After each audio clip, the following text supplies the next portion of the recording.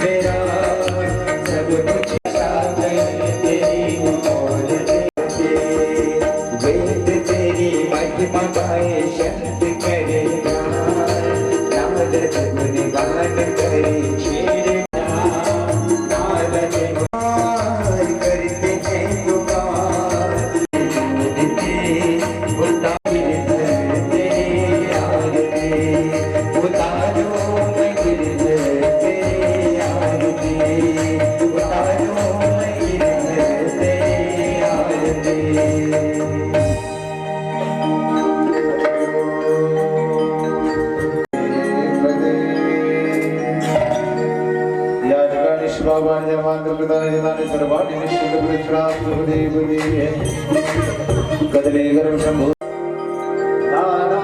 पुष्पाणि यथा नालोद्भवानि च पुष्पाजलर्मया दत्तो यथानां परमेश्वर पुष्प भगवान में अर्पण करें आप। बोलो श्रीमद् भागवत महापुराण की जय, श्री वेदव्यास श्री महाराज की जय, श्री सुखदेव भगवान की जय, प्रेम से बोलो जय यज्ञेश्वरी जगत जननी गौ माता की जमाया।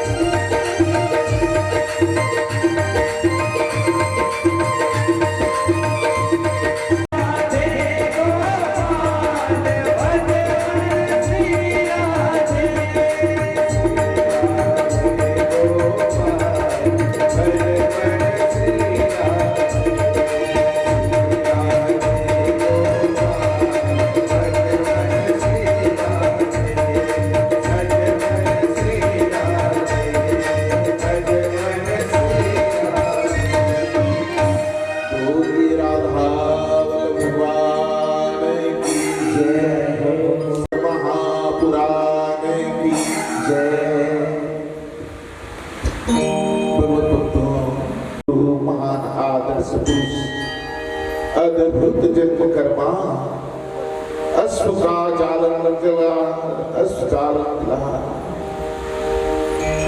मोहन नागर भगवान कृष्ण चंद्र की अमृतमयी कथा का रसपान करने आज दिवस की कथा यात्रा पर उपस्थित हुए।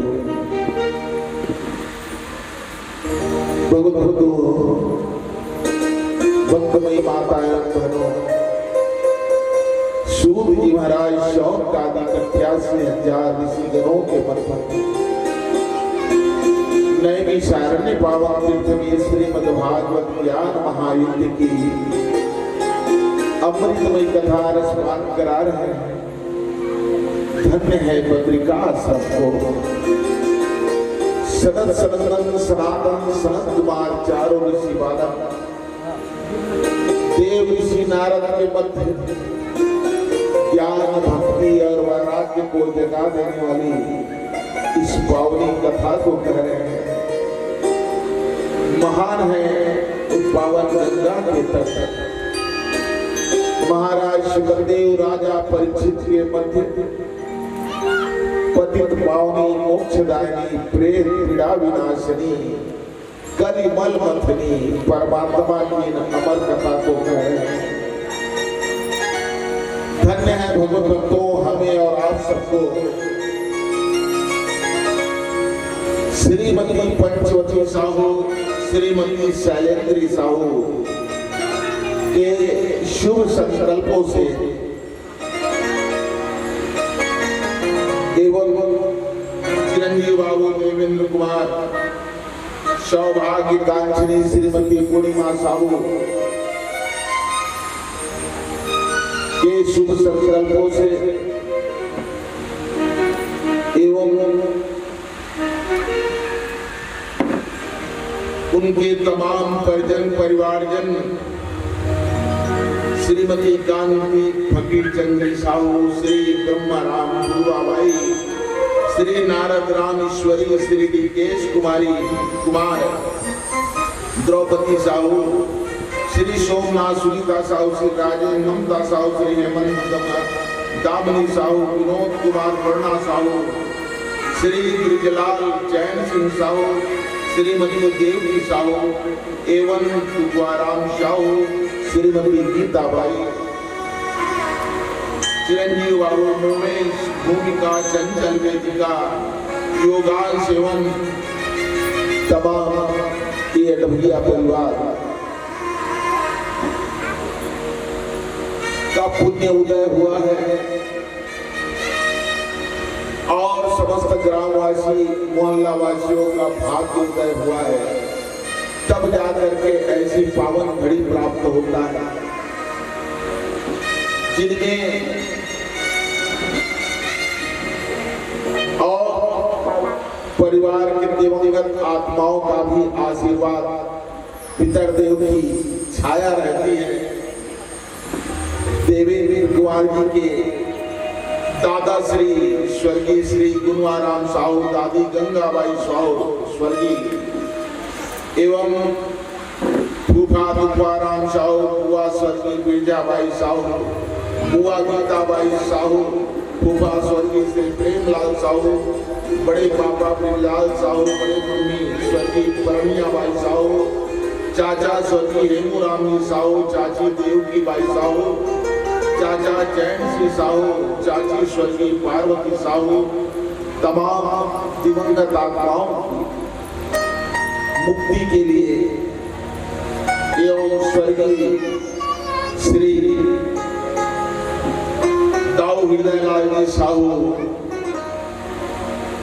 एवं स्वर्गीय श्री जैनेन्द्र कुमार जी साहू के पुण्य स्मृति में आज सप्ताह ज्ञान महायज्ञ की रचना हुई है। भगवत भागवत की कथा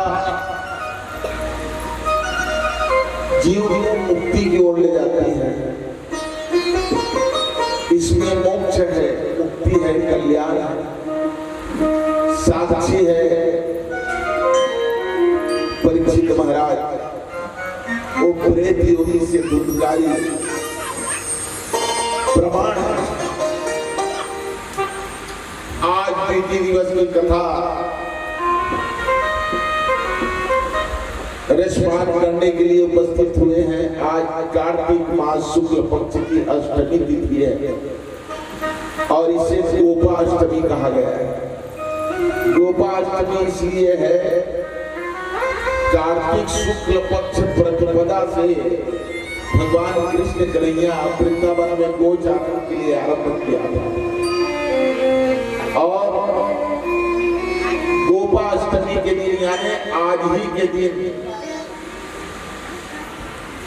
तमाम ब्रजवासियों को वो इंद्र की कोप से बचाया। इंद्र ने कुपित हो गए, उनका और कथा श्रवण करेंगे, वो आज ही का दिन है। ऐसा इन्होंने चुन करके रखा है पुण्य मुहूर्त जिसमें भगवान की लीला हुई है। तो आज ही के दिन इंद्र के द्वारा वर्षा हुई और गोवर्धन पर्वत को भगवान गोवर्धनधारी उठा लिए। प्रेम से बोलो गोवर्धन महाराज की जय। एक गोपाष्टमी कार्तिक शुक्ल पक्ष प्रतिपदा से उन्होंने अपनी मैया से जिद करने लगे, लाला कि मैं गौ चराने के लिए जाऊंगा, धन्य इस धरती को जहां पर मेरे श्याम आए और आकर के गौ माता की सेवा किए और जिसके कारण उनका नाम पड़ा गोपाल। प्रेम से बोलो गोपाल। ऐसा गोपाष्टमी है। एक गोपाष्टमी की एक और कहानी है। इसी गोपा अष्टमी के दिन जो यहाँ करपात्री जी महाराज थे पहले, आज जितने भी शंकराचार्य है चारों मठाधीश में सब उनके शिष्य है। महान ज्ञानी था वो करपात्री जी महाराज, हमारे छत्तीसगढ़ में बहुत प्रवचन किए हैं। उन्होंने गौ रक्षा के लिए अभियान छेड़ा तमाम संतों को लेकर के, और उस समय इंदिरा गांधी प्रधानमंत्री थी। उन्होंने पहले इंदिरा गांधी उनको बहुत सम्मान करती थी। करपात्री जी महाराज बड़े ज्ञानी थे। आज जितने भी ये जो हो रहा है राम मंदिर का निर्माण, ये सब सबका देन है, उन्हीं की कृपा है। उन्होंने शुरुआत किया था। तो उन्होंने गौ रक्षा के लिए गोवध बंद होना चाहिए, बुच्चड़खाने बंद होना चाहिए, इसका अभियान चलाया।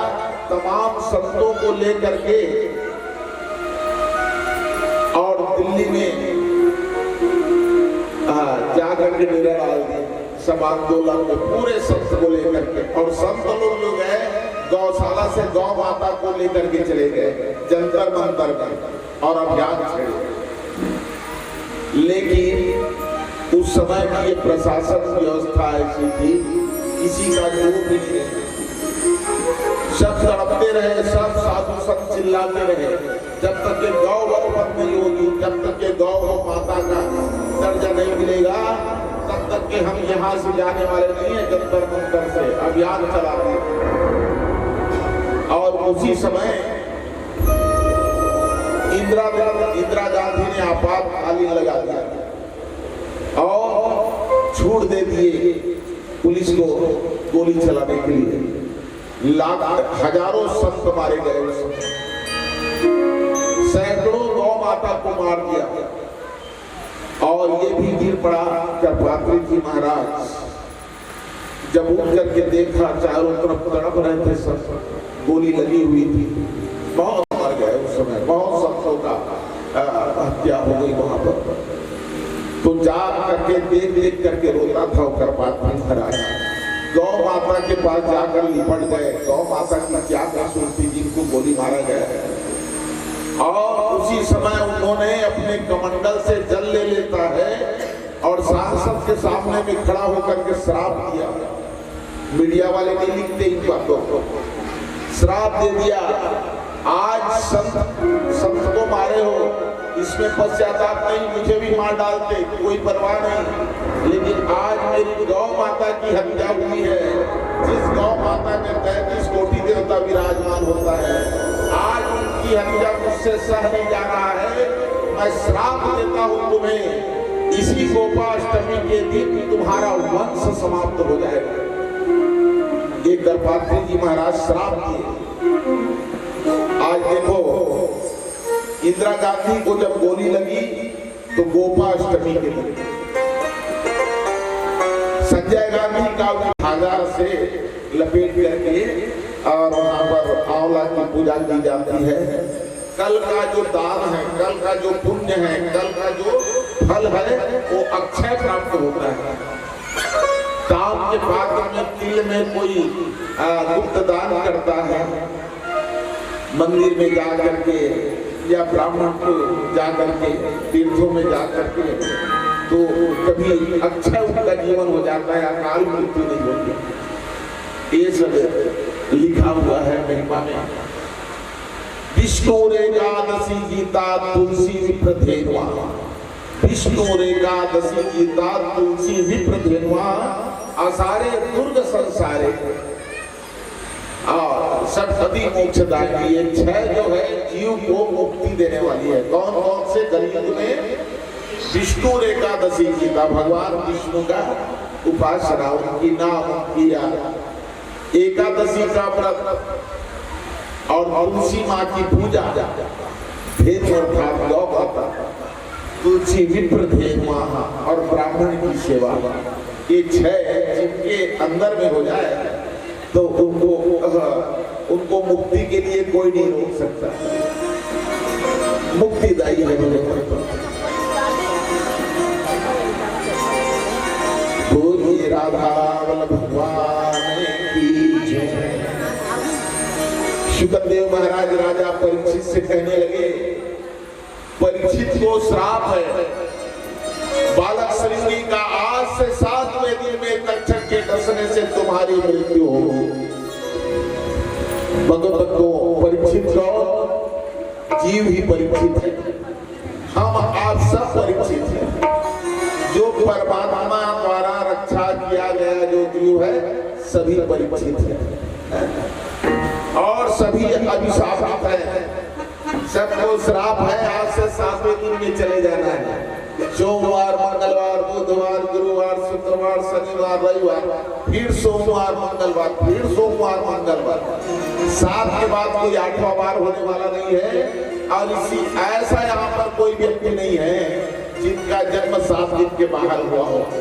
किसी का सोमवार को हुआ है, किसी का मंगल, किसी को बुधवार की। और यही 7 दिन में 7 बार में एक बार ऐसा है जो हमारे लिए सुनिश्चित है जाने के लिए। तो श्रीमद् भागवत की कथा जीव को जगा देने वाली कथा है। उत्तिष्ठ जागृत वरान बोधक, हर जन से हर जन मिले, 7 करोड़।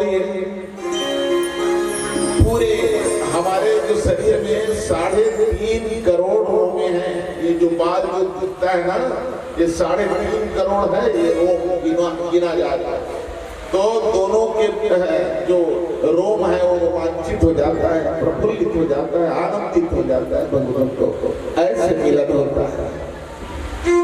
तो विदुर जी महाराज उद्धव से कहने लगे, उद्धव तुम्हें धन्य है जो हमेशा प्रभु के साथ रहते हो और मेरे कन्हैया अच्छे हैं ना, मेरी आज्ञा करती है। और रुक्मिणी माता को खबर दिए हैं। मित्रविंदा क्या बोल रही थी, सत्यभामा घर में है ना, एक एक करके सब का नाम लेते गए। विदुर जी महाराज पूछ रहे हैं पूरे परिवार को, और जैसे पूछने लगा उद्धव जी महाराज कहने लगे, बस करो मित्र, बस करो। प्रभु तो लीलाधारी है मेरे श्याम, वो तो लीला करने के लिए आए थे धरती में। और अपनी लीला समेट करके परम धाम चले गए। दोनों रोने लगे। कान्हा की याद में दोनों रोने लगे, कहने लगे विदुर महाराज कि उद्धव तुम क्यों रुक गए, तुम क्यों नहीं गए? उद्धव जी कहने लगे मैं तो जाने वाला था, प्रभास क्षेत्र में पहुंच गया, भगवान की प्रणाम करके फेरा और परिक्रमा किया। भगवान कहे कि उद्धव तुम्हें नहीं जाना है, तुम जाओ और बद्रिका आश्रम में रह करके मेरी गुण समूहों का गान करता हूं। मैं कहीं आने जाने वाले श्याम नहीं हूं, मैं अपनी आत्मा को श्रीमद् भागवत में स्थापित कर रहा हूं। ये भगवान की वांगमय मूर्ति है। श्रीमद् भागवत जो है भगवान कृष्ण कन्हैया की वांगमय प्रतिमा है। जहां पर भागवत है वहां भगवान के चरण है और सब कुछ है भगवान। तो मुझे कह दिए कि तुम जाओ और बद्रिका आश्रम में मेरी गुरु समूहों का गान करता। और मैं वहां से लौट गया और तब से मेरी जीवन बस यही हो गया है।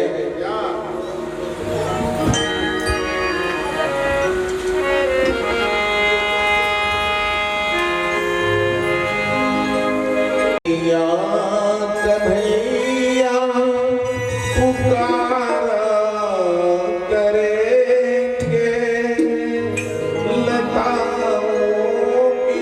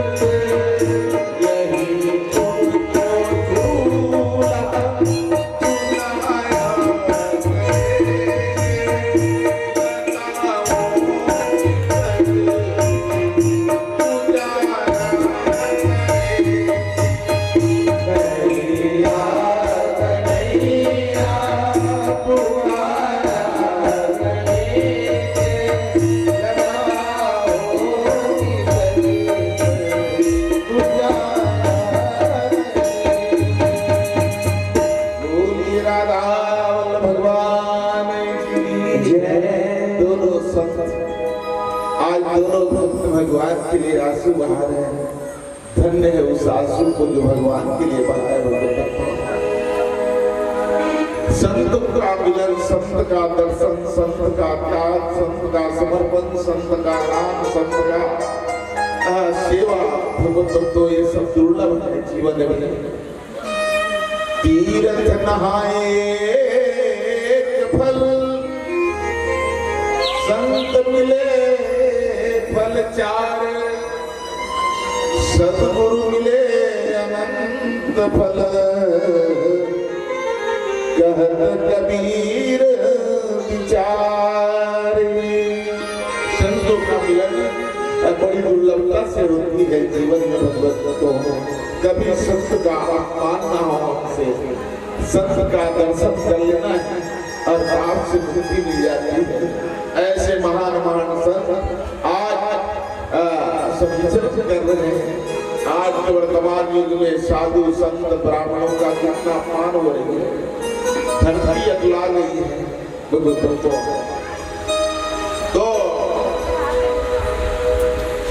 भगवतो भक्तिमय माता तब से बद्रिका आश्रम में और उद्धव जी महाराज आज भी 6 माह के बाद जब पट खुलता है बद्रिका आश्रम का तो वहां ताजा फूल मिलता है, प्रमाण है। और ये उद्धव जी महाराज का चढ़ा है, प्रतिदिन वो पूजा करते हैं। ऐसी अद्भुत है।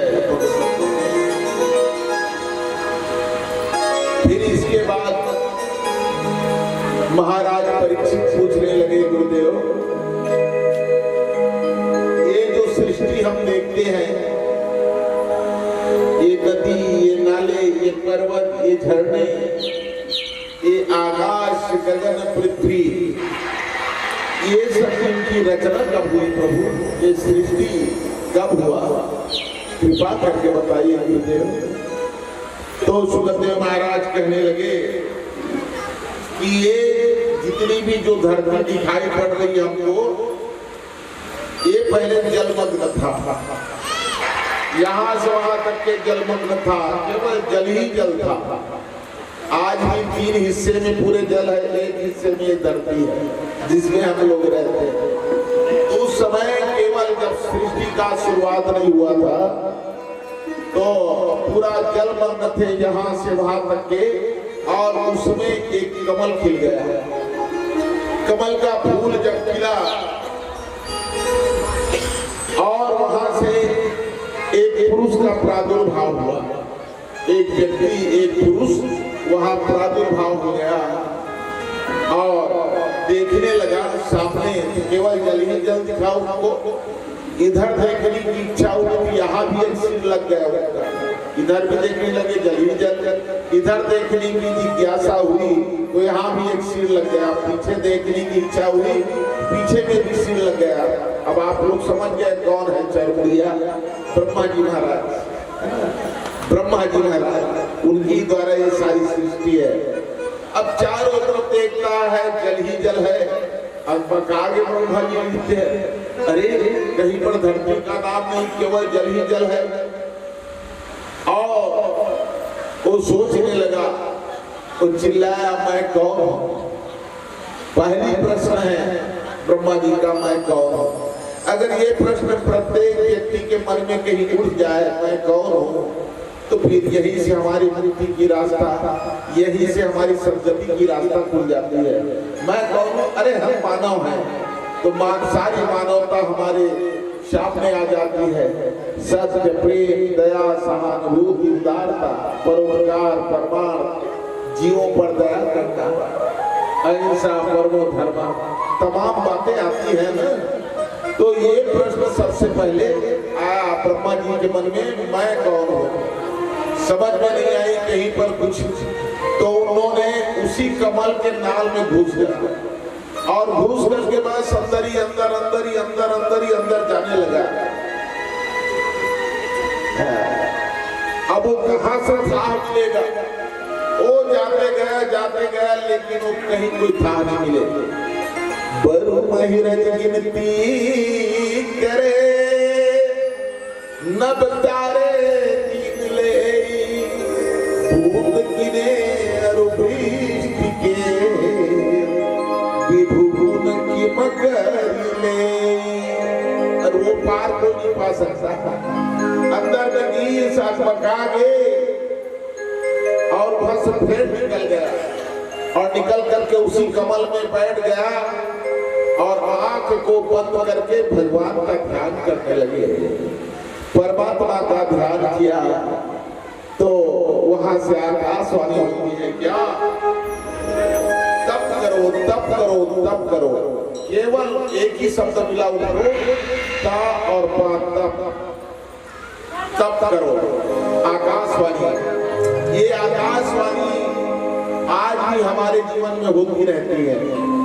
एक चोर चोरी करने के लिए जाता है ना, तो उनको आवाज मिलती है, अरे ये काम पाप कर्म है मत करो, लेकिन हम अनसुनी कर देते हैं, उनको भूल जाते हैं। वो आत्मा की आवाज है, ये आकाशवाणी, लेकिन हम उनको इग्नोर कर देते हैं, छोड़ देते हैं। भगवत भक्तों,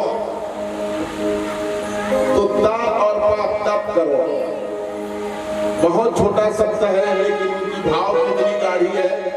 तप और उल्टा पढ़ कर कहा हो गया, जेकर जीवन में तपन नहीं है तेकर जीवन में पतन निश्चित है।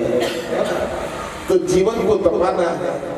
सोने में सुंदरता लाने के लिए सोने को क्या किया जाता है, तपाया जाता है, निखार लाने के लिए सोने में।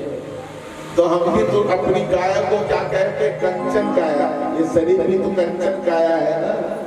तो इसके हमारे जीवन में भी तपन होना चाहिए, तपस्या होना चाहिए। तो तपस्या का मतलब मैं ये नहीं कह रहा हूँ कि विकास नगर को छोड़ करके जंगल चले जाओ तपस्या करने के लिए, ये बात नहीं है। सबसे बड़ी तपस्या तो आप अपने घर में कर रहे हैं, आज हो रही है। क्या आप अपने घर परिवार में पुत्र पत्नी पति परिवार सब एक साथ रहते हैं? गृहस्थ में, गृहस्थ से बढ़कर तो कोई आश्रम नहीं है। हमारे 4 आश्रम हैं, ब्रह्मचर्य आश्रम, गृहस्थ आश्रम, और संन्यास आश्रम, वानप्रस्थ आश्रम जो है सबसे बड़ा आश्रम है एक गृहस्थ आश्रम। जिस आश्रम में हम लोग रहते हैं, एक चींटी से लेकर हाथी तक के भी जीव यही आधारित है, गृहस्थ आश्रम है ना। कुकुर की लई नहीं दे तो बोल दिया थे, काबर फेंका पत्ते में तर जा रहा है, सब पुण्य है गृहस्थ जीवन। और गृहस्थी इसलिए पावन है कि वो साधु संत का भी जन्म हुआ है इसी गृहस्थ से हुआ है। भले पाटा वाले मनते थे, गृहस्थी गुरु मत बनाओ की पाटा वाले, लेकिन पूछो तुम्हारा जन्म कहाँ हुआ है, गृहस्थ से ही पाए हो। अरे साधु संत की बात छोड़ो, भगवान भी आए कन्हैया, यशोदा मैया नंद बाबा के घर में भी आए, कौशल्या माता महाराज दशरथ के घर में ही मेरे राम आए। तो गृहस्थ कितना पावन है। तो ऐसा है, तो हमें तपस्या का मतलब ये नहीं है कि हम घर द्वार पुत्र परिवार को छोड़ करके लंगोट लगा करके और जंगल चले जाए। जहां पर है वहीं पर भगवान का ध्यान करें, मनन करें। ये आपकी जीवन की तपस्या है। कौन सा? आप देखो जितनी भी माताएं यहाँ पर बहनें बैठी हुई है, हाँ, पुरुष की अपेक्षा भी, अरे दोनों में हम कंपेयर करके देखें तो पुरुष के अपेक्षाकृत माताओं की बहुत काम होती है। सुबह से उठती है तब से काम, और जब तक के रात्रि में आंखें बंद ना हो जाए, नींद ना जाए, तब तक के काम करती है। इतना ही काम है। तो सारी काम को आप विराम दे करके और छोड़ करके यहाँ तक के आई है, ये आपकी तपस्या है। और यहाँ पर जमीन में बैठ करके भगवान की 2 घड़ी और कथा श्रवण कर रहे हो, धन्य है। ये आपका जीवन का तपस्या है। अपनी वाणी को विराम दे करके बैठकर और भगवान की कथा श्रवण कर रहे हैं, है ना। सबके नसीब में नहीं होता। जो अरबपति है, करोड़पति है ना, जिसको हम सम्राट कहते हैं, उनको शर्म आएगी जमीन में बैठ करके कथा सुनने। जो कहते हैं अपने आप को आसानी है, जो 6 मंजिल में रहता है, कार में बैठ करके घूमता है, और धनवान है, रूपवान है, चरित्रवान है, सम्राट है, और भगवान के चरणों में अगर प्रेम नहीं है, कथा पर आस्था नहीं है, तो उससे बढ़कर के कंगाल भी दुनिया में कोई नहीं है। और चिथड़ा पहन करके घूमने वाला, फूटे लोटा में भीख मांगने वाला क्यों न हो, अगर ईश्वर पर आस्था है, कथा में कहीं प्रेम है, तो उससे बढ़कर के सम्राट भी कोई नहीं है भगवत। तो आज कहे कि तप करो, तप करो, क्योंकि बड़े सुंदर भाव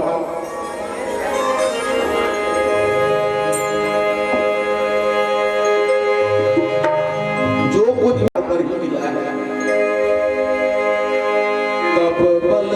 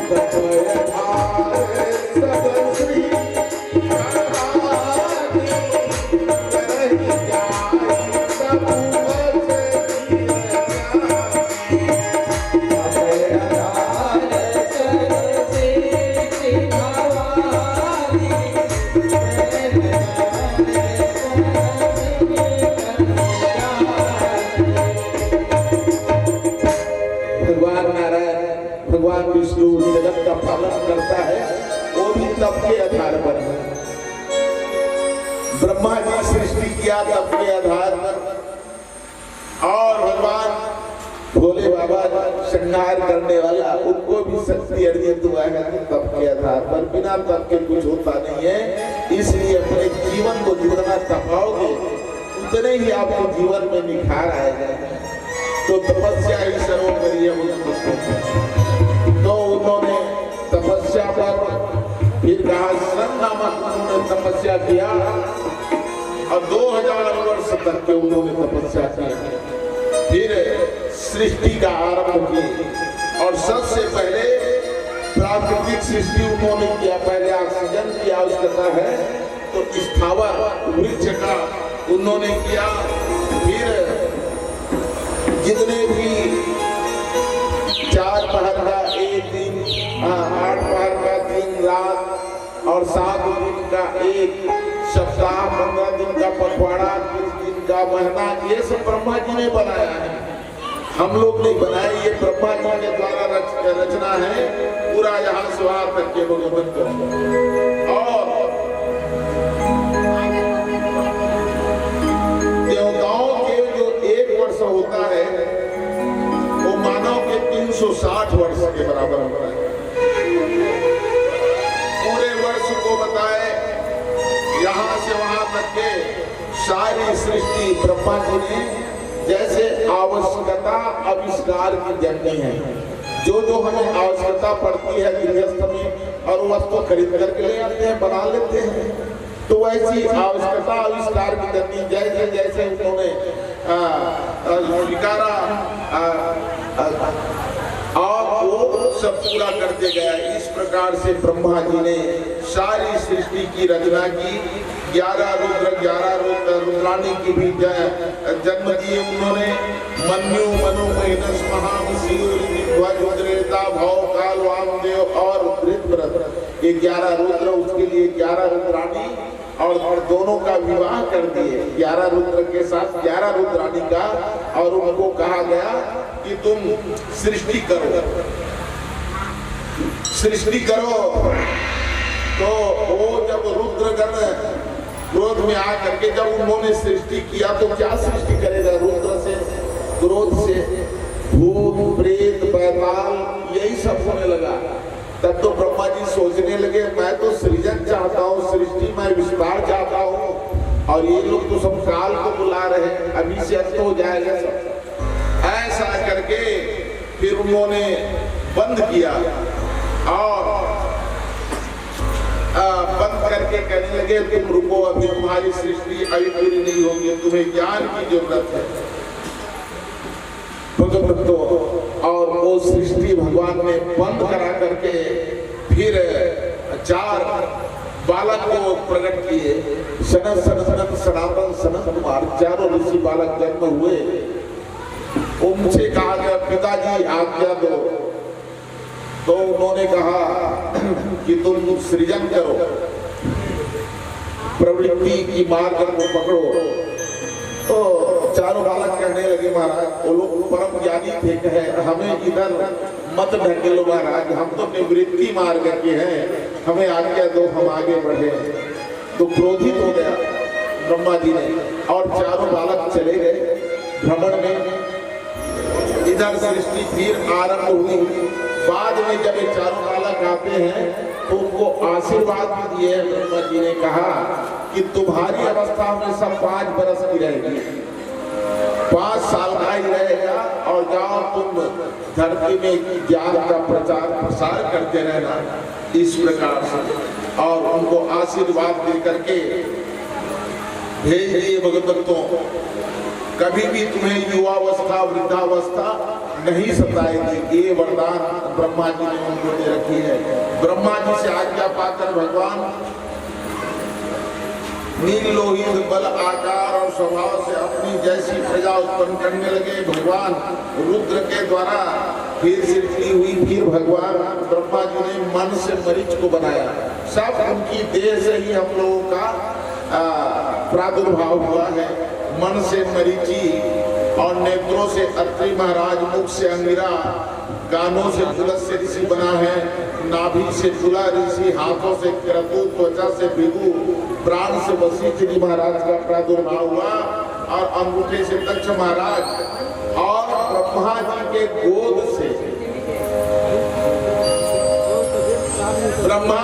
गोद से नारद जी का प्रादुर्भाव हुआ। नारद जी महाराज पहले दासी पुत्र थे और अपनी स्वयं कथा, अपनी कहानी वेदव्यास जी को बताया नारद जी महाराज। जब वेदव्यास जी दुखी हो गए,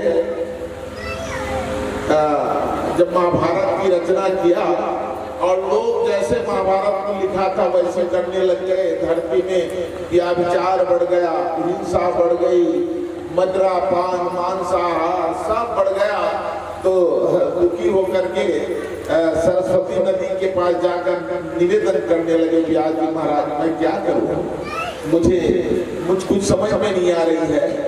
तो वहां पर नारद जी महाराज को भेजे कि जाओ उन्हें समझाओ, और नारद जी प्रकट हो गए, कहने लगे वेदव्यास जी महाराज कथम चिंता करो होए, क्यों चिंतित हो, क्या बताओ नारद। आज मैं लोक कल्याण के लिए, समाज के कल्याण के लिए एक समाज शास्त्र बना, श्रीमद ये महाभारत कथा लिखे हो, जब ले लिखे हो तब ले वो बिगड़ के धरती, जब तक मन के सब वही करत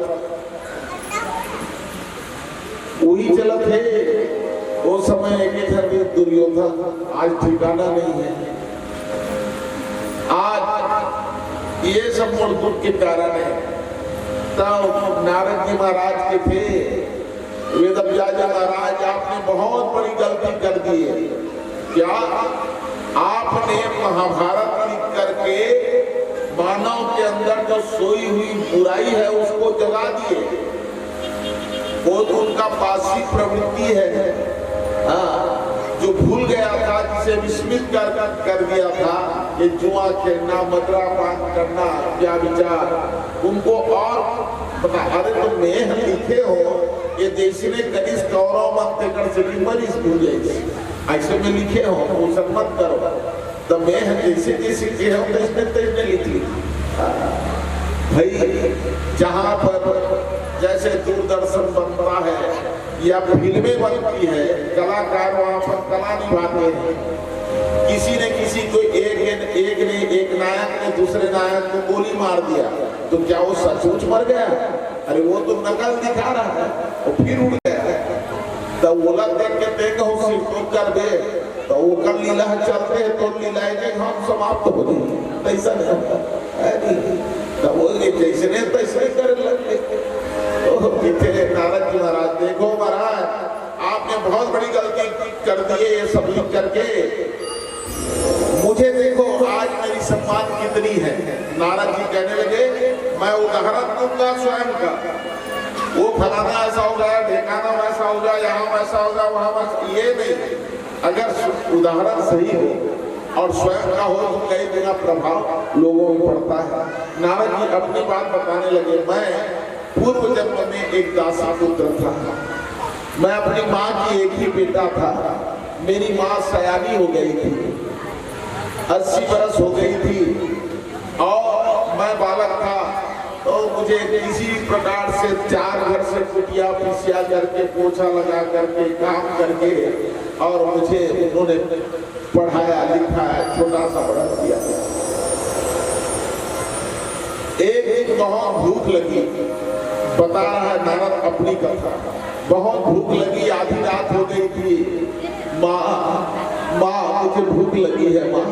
लेकिन माँ तो वो है जो स्वयं भूखे रह करके बच्चों को खिलाने वाली माँ है। हम रूठे थे तो मनाई किसने? माँ ने। हम भूखे थे तो खिलाई किसने? माँ ने।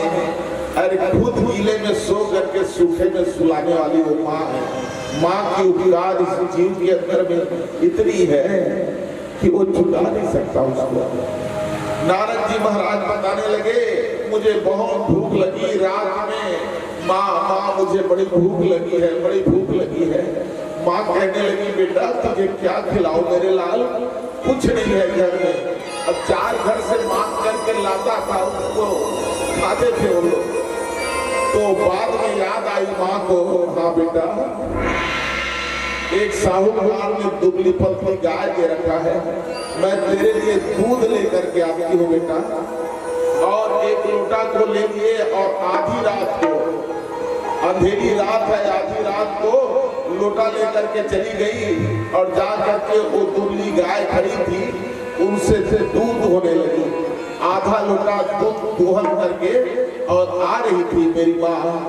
उसी समय अंधेला में कुछ दिखा नहीं, बीच आंगन में एक काली नाग बैठा हुआ था विषधर। अचानक मेरी माँ की पैर लग गई उस नाग में और उन नागिन ने उसको डस दिया। जैसे ही डसा मेरी माँ को, हाथों से वो लोटा गिर गया, दूध बिखर गई और अंतिम समय में माँ चिल्लाई बेटा बेटा बेटा। अंतिम के समय में भी वो बेटा करके चिल्लाई मुझे। मैं घबरा करके दौड़ करके गया। जब आंगन में गया तो माँ मरी पड़ी थी। काली नाग वहां से जा रहा था, धीरे धीरे दूध बिखरा हुआ था। मैं जा करके माँ के शरीर से लिपट गया, रोने लगा माँ माँ माँ।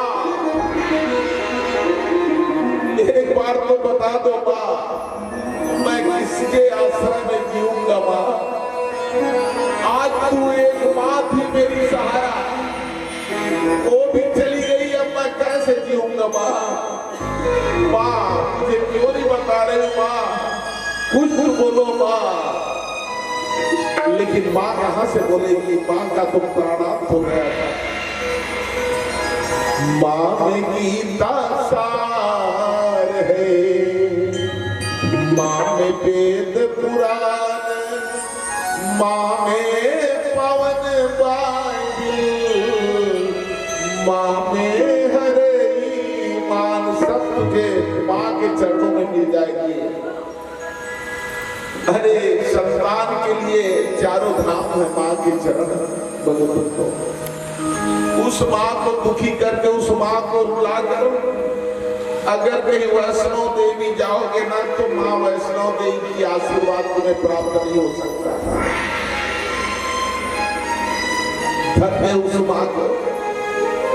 साहित्य के शब्द को उठा करके देखो, जिसमें मां न लगा हो वो बड़ा शब्द नहीं बन सकता। महान, आत्मा, परमात्मा सब में मां लगा है तभी वो महान बना है। जब मैंने खूब रोया चिल्ला चिल्ला करके भगवान से कहा, भगवान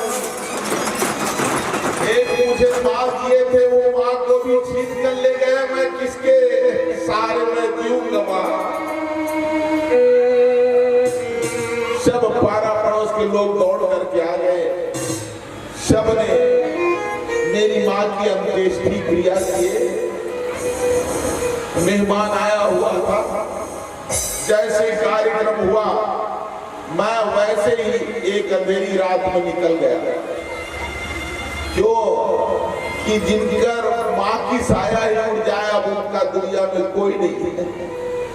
मैं निकल पड़ा सीधा अज्ञात दिशा की ओर, जहां कोई रास्ता ही नजर नहीं आता था, और जंगल में चला गया और वहां जा करके मैं चिल्लाने लगा, क्योंकि मुझे वरदान मिला था।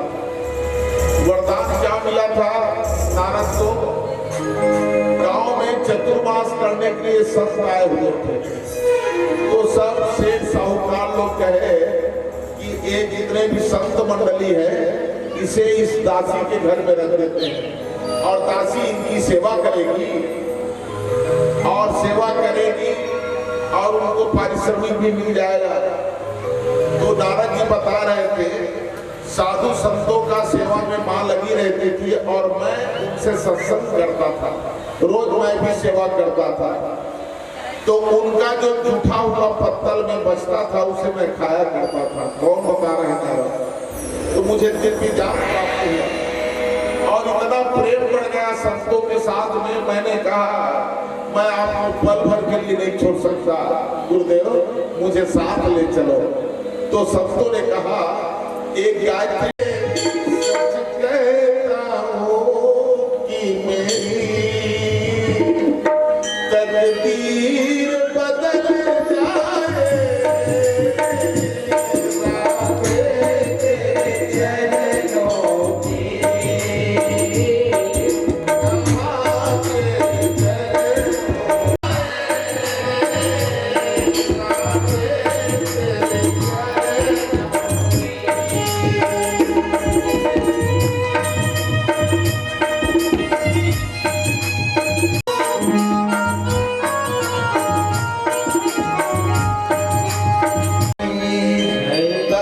राधा रानी मुझे एक वीणा हुआ, दाएं स्तन से धर्म, पीठ से अधर्म, हृदय से काम, भाव से क्रोध, सरस्वती और सभी जन्म लिए भगवान को, और छाया से जगदम्बा, और उनके मन से सब उत्पत्ति हुए।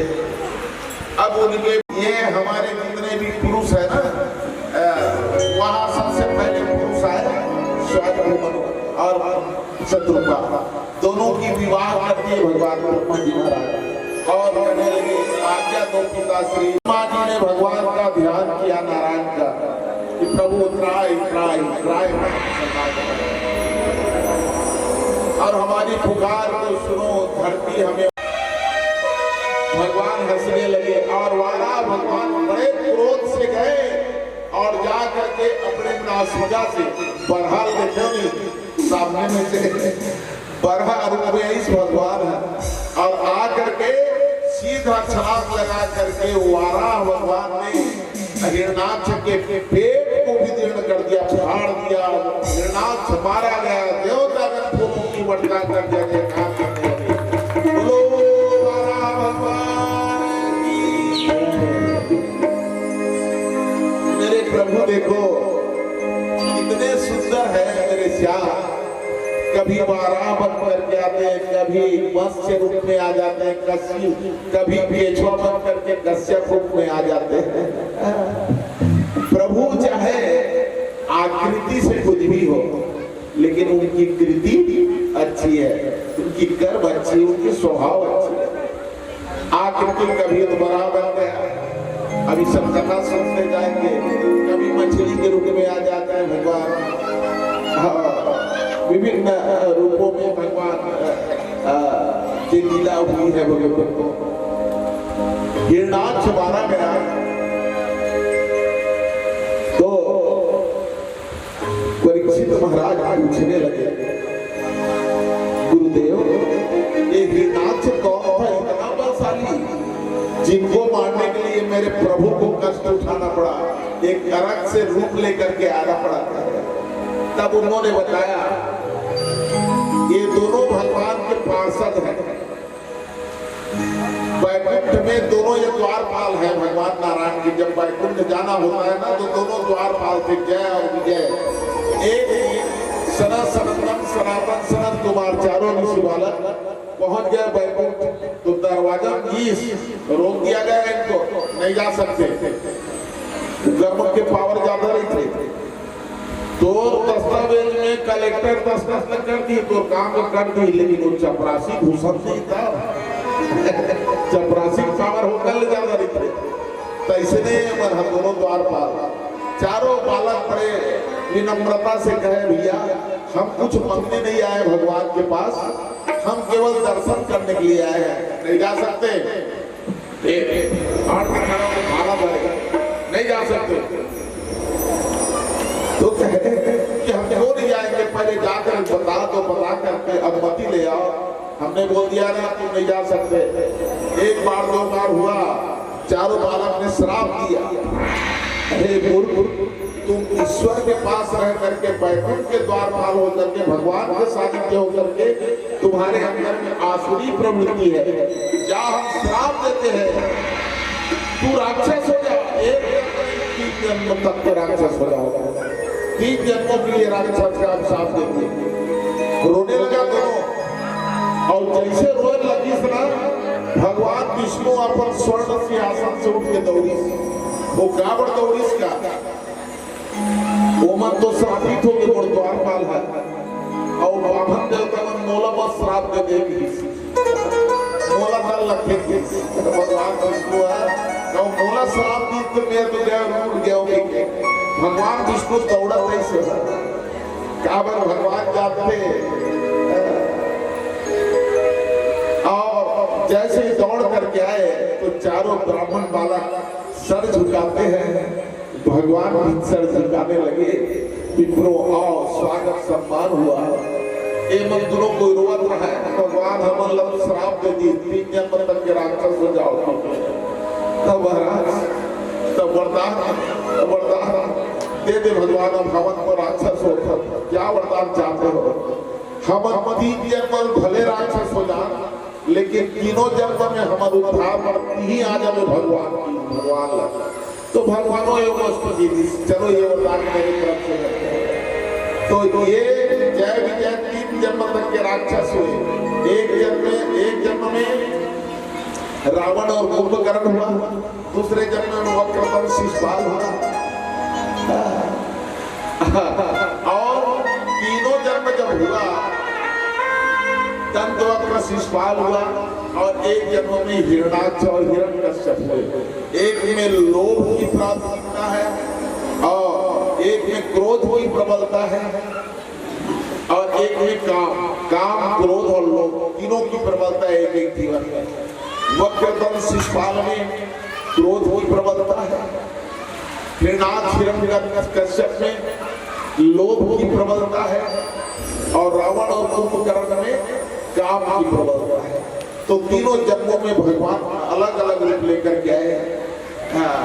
राम रूप लेकर के आए रावण के लिए, और हिरणाक्ष के लिए भगवान यहाँ पर 12 रूप में आए, हिरण्यकश्यप के लिए प्रहलाद कल की कथा श्रवण करेंगे, और स्वयं नरसिंह रूप में भगवान आए, और वक्रतुंड शिशुपाल के लिए कृष्ण रूप में भगवान का प्रादुर्भाव हुआ भगवत को। तो भगवान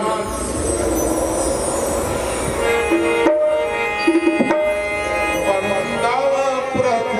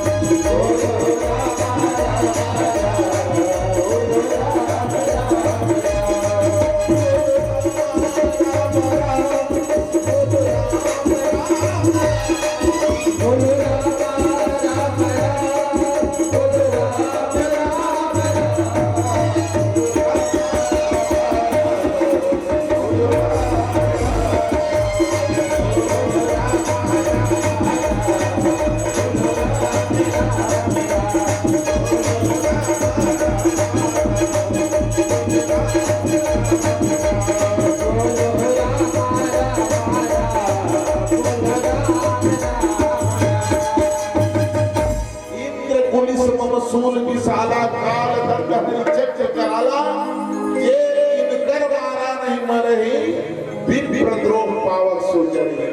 भगवान स्वयं के जो है इंद्र पुलिस भगवान इंद्र के वज्र से नहीं मर सके, भगवान के मोरसूल से नहीं मर सके, काल दंड हरि चक्र कराला ना भगवान के चक्र सुदर्शन नहीं मार सके। तेला जो इनकर मारा नहीं मरही विप्रद्रोह पावक सोचरी, वो केवल ब्राह्मण से बैर हर कर ले ओकर समाप्त होकर टाइम दिया गया। इसलिए कहा गया है बंदो प्रथम मही सूर्यचंडा, मही मतलब धरती सूर्य यानी देवता, पृथ्वी के देवता ब्राह्मण को माना गया। तो भगवान श्री रामचंद्र जी से जब बड़े अधीर मन से विभीषण महाराज कहने लगे प्रभु आपके पास तो पद प्राण भी नहीं है, वो महाबली पराक्रमी रावण से आप कैसे विजय प्राप्त करेंगे? तो स्वयं भगवान कहने लगे कवच अभेद विप्रपद पूजा यही सब विजय उपाय है। पूजा ब्राह्मणों की चरणों की पूजा मेरा अभेद कवच है, मैंने ब्राह्मणों की सेवा की है और मुझे कोई पराजित नहीं कर सकता, ऐसा भगवत। तो यहाँ पर शुकदेव महाराज राजा परीक्षित को श्रवण कराने लगे। आइए एक भजन के बाद में फिर कथा आनंद लेंगे।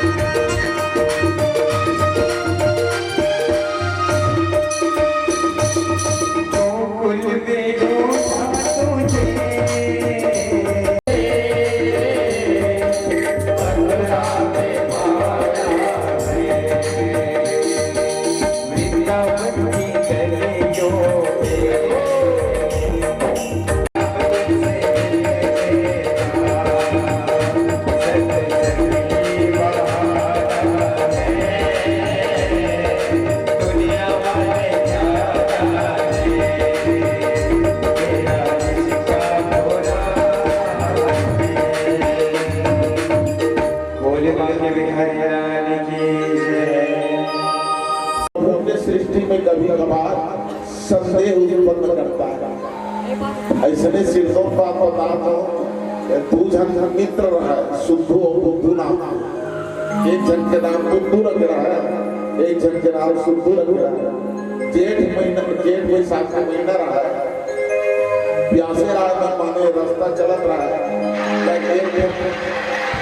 देखी सुआ आमा के झाड़ दो चार जा रही है, दरिया के आ रही वहाँ पानी मिल जाए भैया चलो शुद्धू और इस दरिया में और जाग देखते बड़ा प्रसन्न हो गए, पेट भर पानी पीस और पी के गिरते हो ये दामन झाड़ करते सुंदर छाओ थोड़ी थोड़ी आराम कर ले थकी को मेरे बैठ शुद्धू और दोनों को बैठ गए, बैठे बैठे से लेट गए और वो दूर हाथ में कहा थे अब रंग रंग के गोठिया से आते प्यास बुझा गए तब बुद्धू कहा थे भगवान रचना करे बर करे नहीं का लेकिन कई जगह गलती कर रहे की कहा शुद्धू कहते देखने से तो नाम ला बुद्धू रखे तो टाइगर भगवान का गलती करता है इसकी थे वो की थे और नहीं हम बता था देख नहीं मेरे को उदाहरण दे तो अच्छा क्या बात बोले बता तो अदे मोटा यहाँ दे आमा झाड़ ते कहा चिटरबी आमा भरे नाका और वकी पातर के ससन्नार ते मते बड़ कलिंदर दर कले तो गलती करे कि नहीं करे ये आमा वहां फरनरी से और कलिंदर लगी है फरनरी से शुद्धू कहते नहीं भैया भगवान गढ़े भगवान रचे भगवान बना है तो कहीं सोच समझ के बना हुई बुद्धू नहीं जरूर है मेरी गलती हो ऐसे कहते भी से और उसकी में हवा की झकोरा चली और टप ले ठक कर रहा है आमा हाथ गिरीश और कौन में गिरीश का वो बुद्धू के नाम में गिरीश चित सुते रहा जैसे नाक में गिरीश खूना खून हो गए हम से नाक लौट गए भैया मोल बचा ले शुद्धू मोल बचा ले दादा मोल बचा ले शुद्धू देख के हंसे तोर हिसाब से तेरे कलिंदरेल फटना नहीं से की अभी ठोकना तो पेट हो जा रही थी तो भगवान जो करते हैं वो अच्छा ही करते हैं भगवान की सृष्टि में हमें संदेह नहीं करता है कर्दम महाराज जब छाया से प्रकट हुए निकल गए तपस्वी बन करके जंगल में अखंड तपस्या करने लगे धन्य है गर्दम महाराज कर दमन जो अपने इंद्रियों का दमन करता है वो गर्दम महाराज है बड़े सन्यासी और मन को भगवान के चरणों में लगा करके अखंड तपस्या में बैठ गए इतनी तपस्या है गर्दम महाराज का ओ केवल श्वासें चल रही है बैठा है केवल भगवान का ध्यान उनकी माला नाम जाप में लगा हुआ है या जंगल भगवान को दया आई भगवान प्रसन्न हो गए तपस्या को देख करके और स्वयं नारायण वहां प्रकट होना पड़ा उनकी तपस्या और चतुर्भुजी रूप में भगवान नारायण प्रकट होकर करने लगे गर्दम महाराज आंखें खोलो आंख को खोल करके देखता है तो चतुर्भुजी नारायण है सशंख चक्रम सग्रीवकुंडलम सपीतवस्त्रम सरसूररेचनम सहारवक्षायुस्थलकास्तुभं ना भगवान नारायण के जब चतुर्भुजी रूप में देखे हाथ जोड़ करके प्रणाम करने लगा गर्दम महाराज वरदान मंगलो बेटा कहे वरदान मंगलो तो वह कैसे वरदान मांगे जिंदगी भर तपस्या करेंगे भगवान आप प्रकट हो जो कर और वरदान मांगले कहा थे तो क्या कहते प्रभु अगर आप प्रसन्न होकर कुछ देना ही चाहते हैं तो मुझे एक स्त्री दे दो और जिंदगी भर तपस्या करी और एक स्त्री दे दो एक सुंदर स्त्री दे देना भगवान को लेकिन परम तपस्वी है उनकी वरदान में उनकी मांग में कितनी बड़ी रहस्य है कर्दम महाराज कहने लगे मुझे संसार सागर में डूबने के लिए नहीं बल्कि संसार सागर में तैरने के लिए एक सत्संग के लिए मुझे पत्नी की आवश्यकता है, नारी की आवश्यकता है। लेकिन भगवान को संशय होने लगा कि ये बोल तो जरूर रहा है लेकिन मुझे विश्वास नहीं होता क्योंकि ये परम तपस्वी है। तो भगवान ने कहा कि ठीक है, एक स्त्री तो दे रहा हूं और मैं तुम्हारी तपस्या से प्रसन्न होकर के तुम्हारी गृहस्थ में मैं स्वयं पुत्र बन करके आऊंगा। भगवान एक वरदान दे दिए। बोलो लक्ष्मी नारायण भगवान की। अब वो घर वाले थे, देख अभी मैं भेजा था और नहीं मनते नहीं प्रभु सिरोधार्य। भगवान इधर से गए और मनु शत्रुपा को कहे कि तुम अपनी एक मनु शत्रुपा की तीन कन्या थी, आकृति, देवहूति और प्रसूति। तो देवहूति को लेकर के जाओ और कर्दम महाराज के साथ विवाह कर देना। मनु महाराज कहने लगे वो तो महान तपस्वी है महाराज, वो स्वीकारेंगे। हाँ हाँ बात हो गई, आप लोग चाहिए। तो मनु शत्रुपा अपन बेटी घर के बीच जंगल में तो छोटे से इसे छाला झोपड़ी, और वहां जब गए तीनों के तीनों तो कर्दम महाराज ने 3 आसन लगाए और 3 आसन लगा करके कहने लगे आइए आइए महाराज। तीनों को बुलाया और बुला करके आसन दिए, बैठिए। दोनों तो बैठ गए, मनु और शत्रुपा। वो बेटी रहा नहीं बैठी क्योंकि वो भी महान नारी थी देवहूति। वो सोचने लगी ये जो आसन बिछा हुआ है ये मेरे होने वाले भावी पति के द्वारा लगाई आसन है और उसमें बैठ करके मैं अपनी पातिव्रत धर्म को कैसे मिटाऊंगी। कितनी बड़ी सोच है। और ये उनका परीक्षा था। कर्दम महाराज परीक्षा ले रहे थे। दोनों तो बैठ गए, फिर भी बोले कर्दम महाराज के आप भी बैठिए। नहीं ठीक है महाराज करके हाथ जोड़ ली, लेकिन बैठी नहीं। ये परीक्षा है। पति के द्वारा लगाए आसन में पत्नी का बैठना ये पातिव्रत धर्म के विरुद्ध है। उसके बाद अपने प्रस्ताव को रखे महाराज। मनु कहे कि महाराज हम अपनी कन्या देवहूति की विवाह आपसे करने के लिए आए महाराज, और ये हमारी कन्या है। कर्दम महाराज कहने लगे कि मुझे स्वीकार है राजा, लेकिन मेरी एक शर्त है, एक संतान के होने तक के हमारा लौकिक संबंध रहेगा और उसके बाद मैं वैराग्य ले लूंगा, मैं संन्यास धारण कर लूंगा। देवहूति माता की माता शत्रुपा आंखों से आंसू निकल गई और बेटी किसे करिए। एक संतान के बाद निकल जाऊंगा हाथ में लंगोटी लगा के कैसे करी मोर बेटी कैसे रही। मनु महाराज कहने लगे हमें स्वीकार है महाराज। और देवहूति माता प्रसन्न हो गई कि आहा कितने अच्छे वैरागी और मुझे पति मिल रहा है। ऐसा करके मन प्रसन्न हो गए। लेकिन मेरी शर्त को स्वीकार लो कि एक सप्ताह तक के मेरा लौकिक संबंध रहेगा, उसके बाद मैं संन्यास धारण कर लूंगा। काम्यानाम कर्मणासम संन्यासम को योग, जो केवल ईश्वर के लिए जीता है, जो केवल परमात्मा के लिए जीता है, वो सन्यासी है। केवल वस्त्र रंगा लेने से, जटा जी बढ़ा लेने से सन्यासी नहीं। सन्यासी का वैरागी का बहुत बड़ी नियम है। लकड़ी का बना हुआ अगर पुतली है उसको भी स्पर्श नहीं करते। जो मोम का प्लास्टिक का जिसमें एक नारी की आकृति दे दिया जाना उसको स्पर्श नहीं करते। इतनी बड़ी सन्यास का नियम है। अब विवाह कर दिए, आ गए।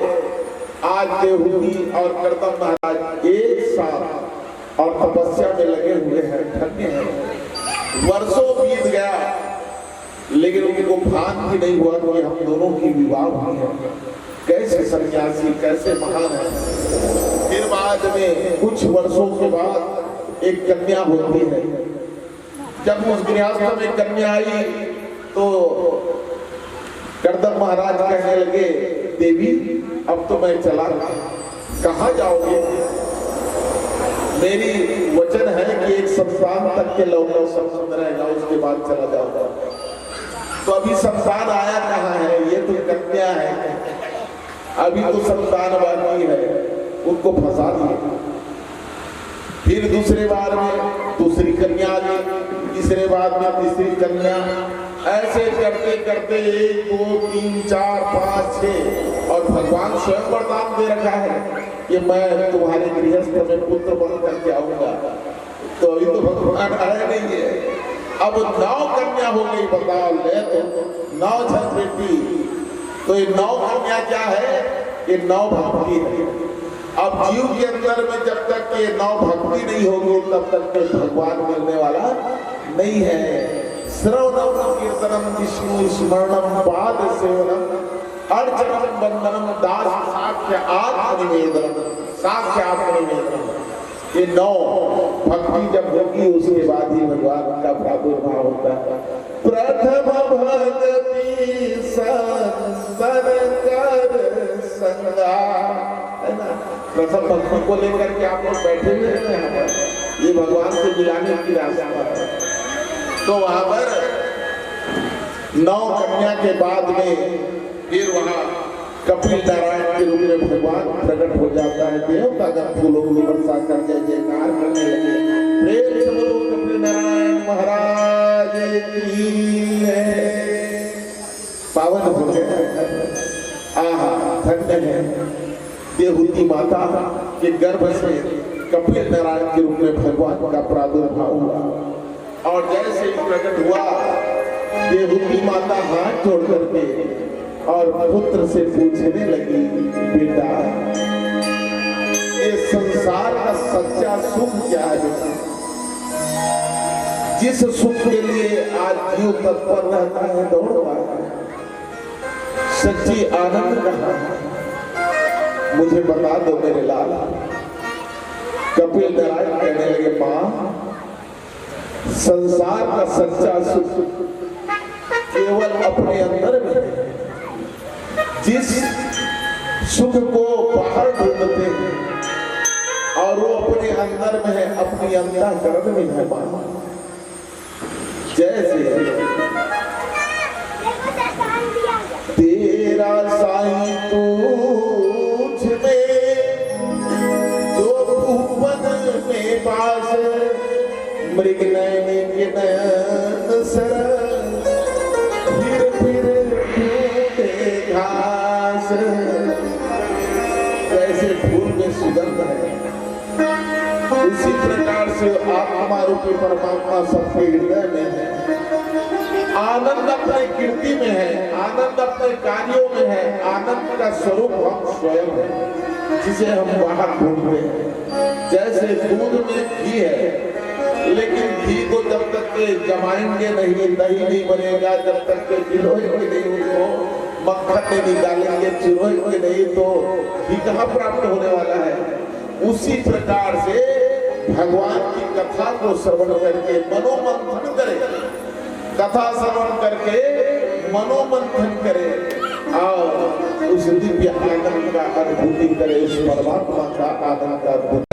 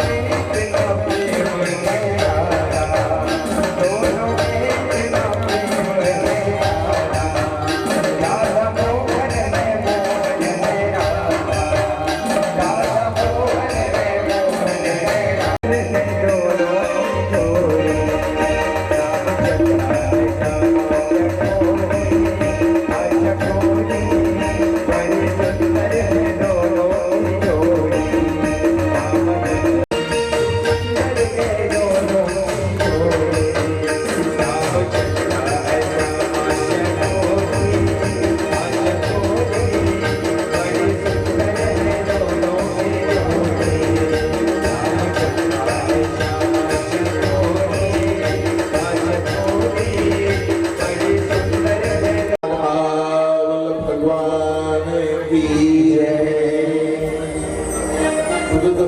भक्ति में माता पति के चरणों की सेवा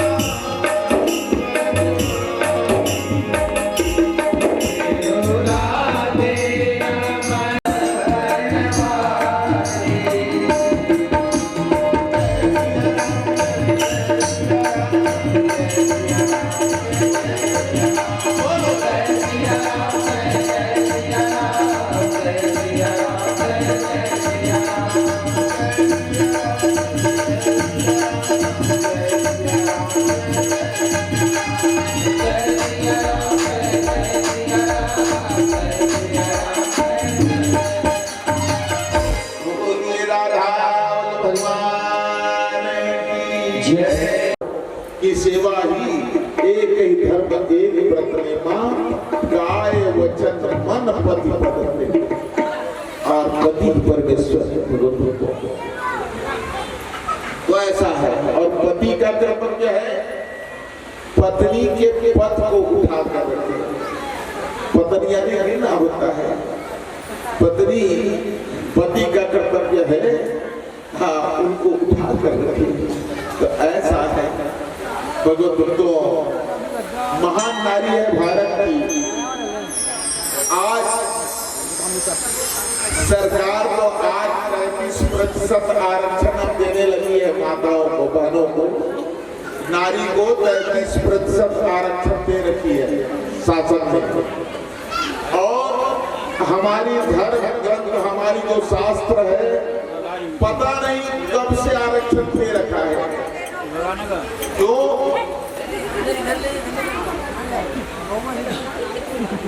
क्योंकि हम देखें यहाँ मातृ भाव प्रधानता है। भारत को हम क्या बोलते हैं अपने देश को? भारत माता। मातृभाव से वंदना करते हैं ना, धरती माता भारत माता। और वो भारत के खंड पिला है छत्तीसगढ़ महतारी एक राज्य नहीं मिले दुनिया में, न एक देश नहीं मिले जो न माता कहा तो ये पिता कहा तो, केवल ये संस्कृति केवल हमको मिलेगा। परामर्श में है नारी सी सेवा में निकटदासी है। महान है नारी इसलिए मातृभाव से वंदना करते हैं।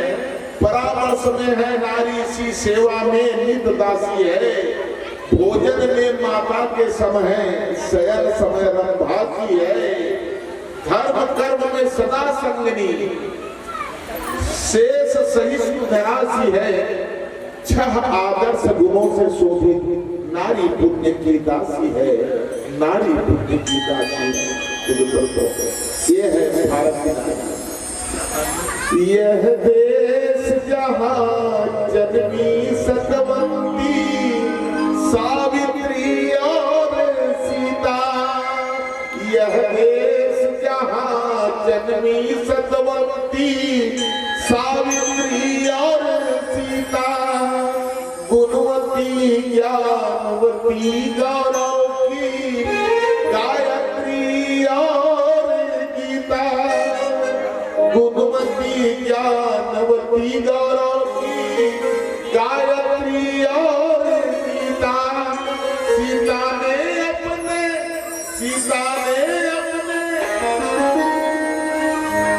आज देखो यहाँ से वहां तक के देखो, भोले बाबा की क्रोध देखते ही रह गए। जैसे ही सिर को घुमा करके पटकता है धरती में, धरती फट गई। वहां से वीरभद्र प्रकट हो गए।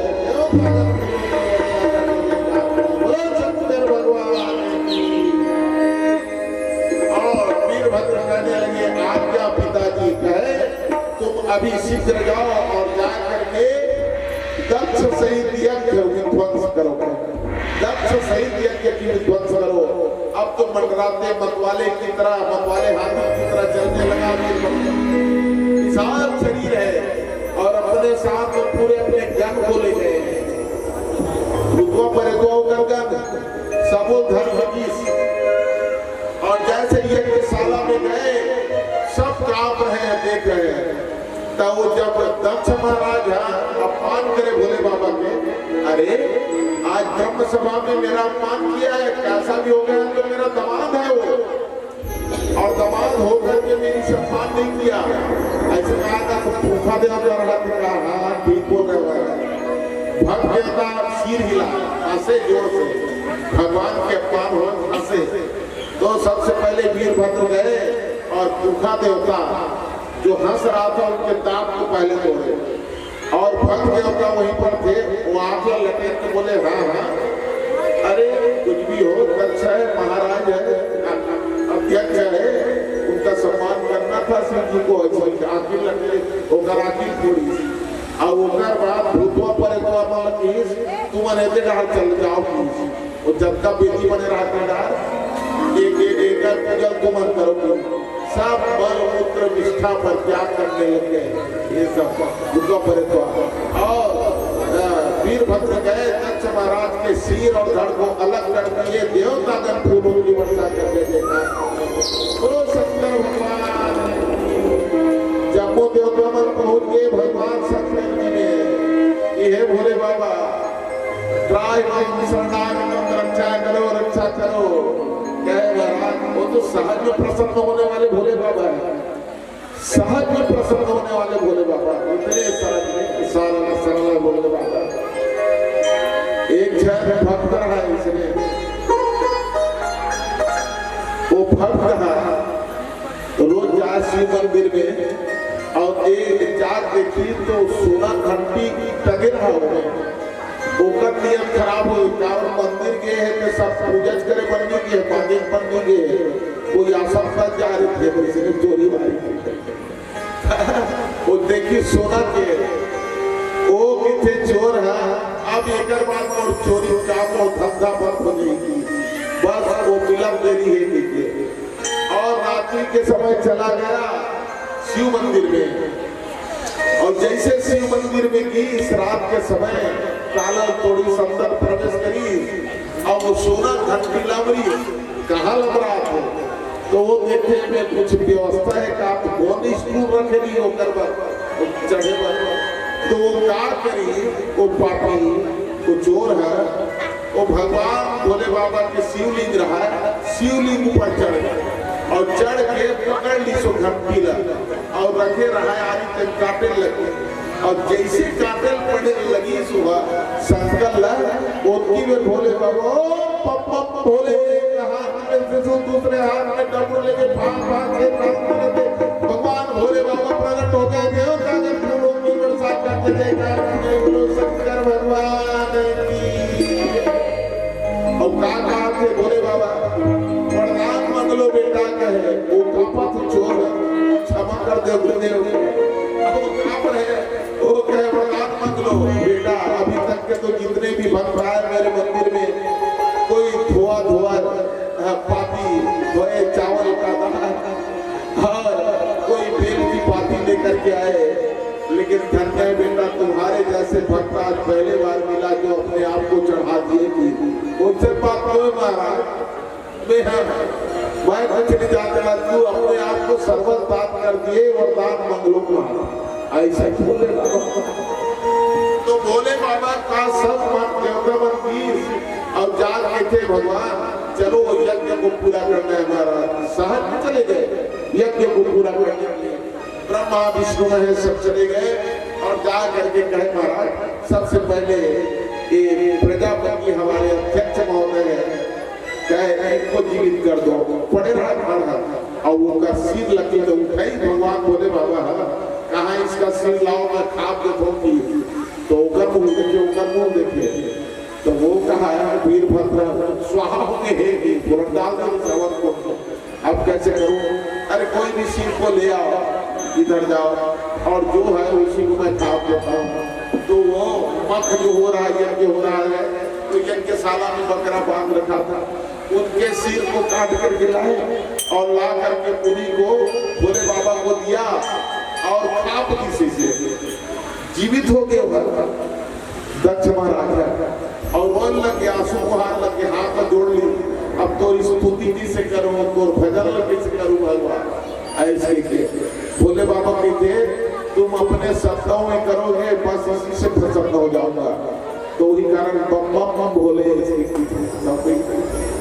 बकरा की आवाज निकाला है बकरे की आवाज निकालो तो उसी प्रसन्न हो जाऊंगा ऐसा करके भगवान उनको वरदान दिया और सभी देवता मिलकर कहने लगे ये शेष भाग जो बचा है काबर वो शुरुआत हो जिससे स्वाहा सबो कोपरा कोपरा मारे रहा साकला हाथ दूध हाथ दही है घी है जो मारे रहा है शेष भाग सब शिव का हो जाता है। उस दिन से भगवान भोले बाबा को यज्ञ का प्रसाद मिलने लग गया।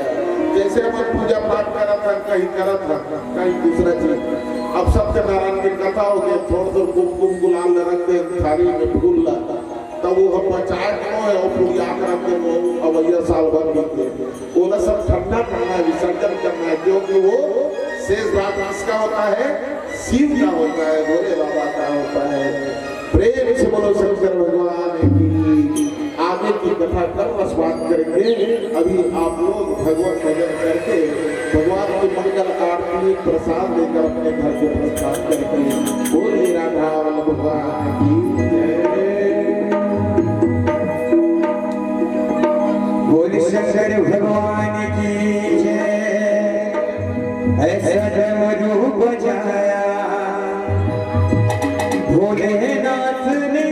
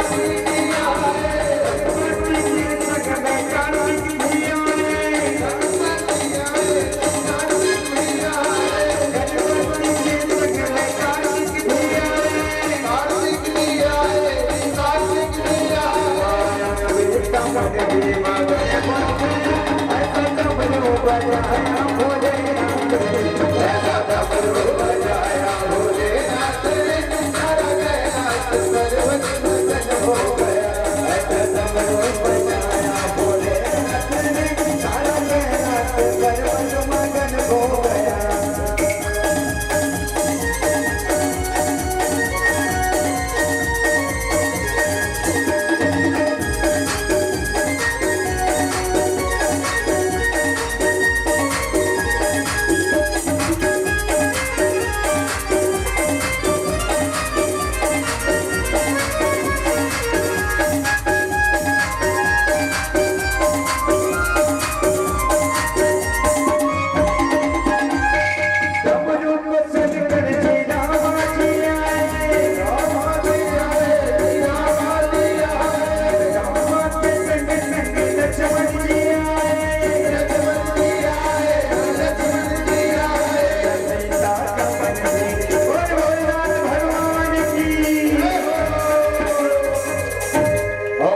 सीता का मन भी मगन हो गया, ऐसा डमरू बजाया भोलेनाथ ने, ऐसा डमरू बजाया भोलेनाथ ने, सारा कैलाश पर्वत मगन हो गया। सारा कैलाश पर्वत मगन हो गया, सारा कैलाश पर्वत मगन हो गया, सारा कैलाश पर्वत मगन हो गया, सारा कैलाश पर्वत मगन हो गया।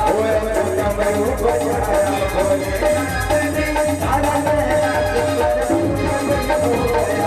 ऐसा डमरू बजाया भोलेनाथ ने, सारा कैलाश पर्वत मगन हो गया, सारा कैलाश पर्वत मगन हो गया, सारा कैलाश पर्वत मगन हो गया। बोल बाबा हरिलाल की जय हो।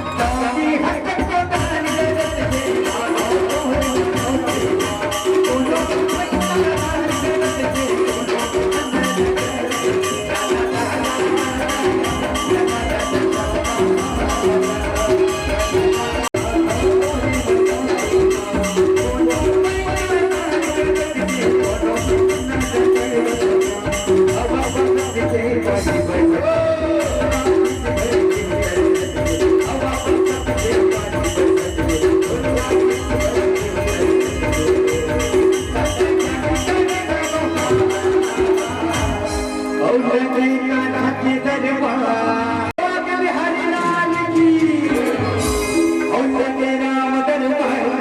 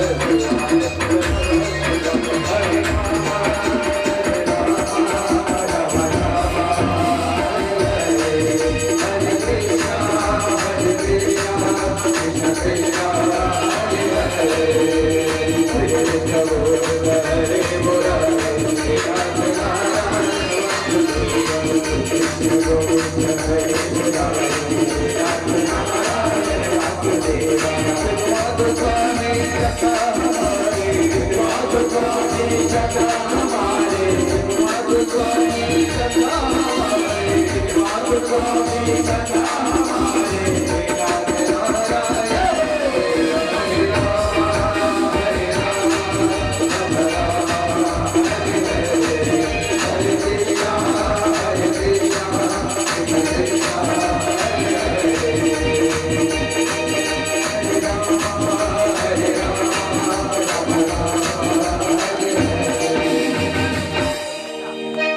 नारायण भगवान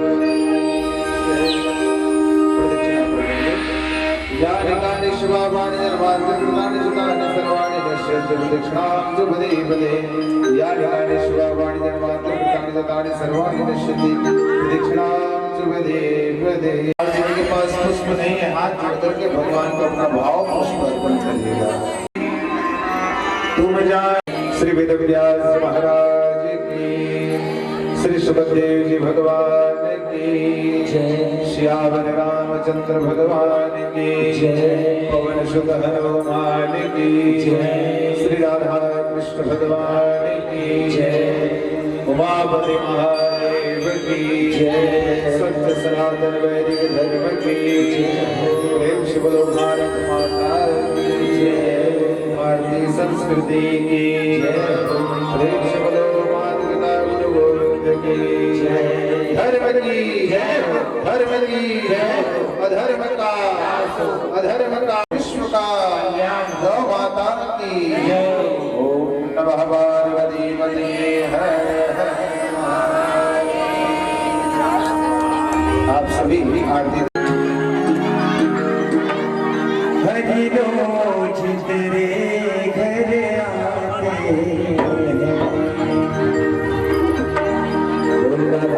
सरकार की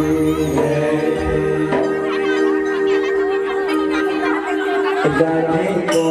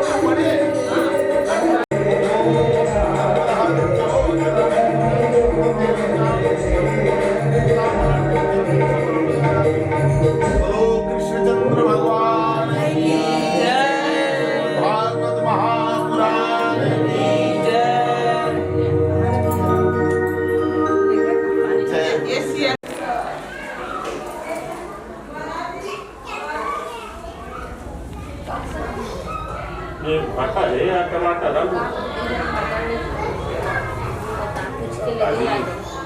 काली एक फूल गोभी वो करेला लाए सिरा यार अभी बना ही थी कुछ नहीं बना नहीं बना है दिन को अच्छा नहीं लगा तो आज बना लो लिख दी टमाटर मिर्ची चलो चलो यहाँ काम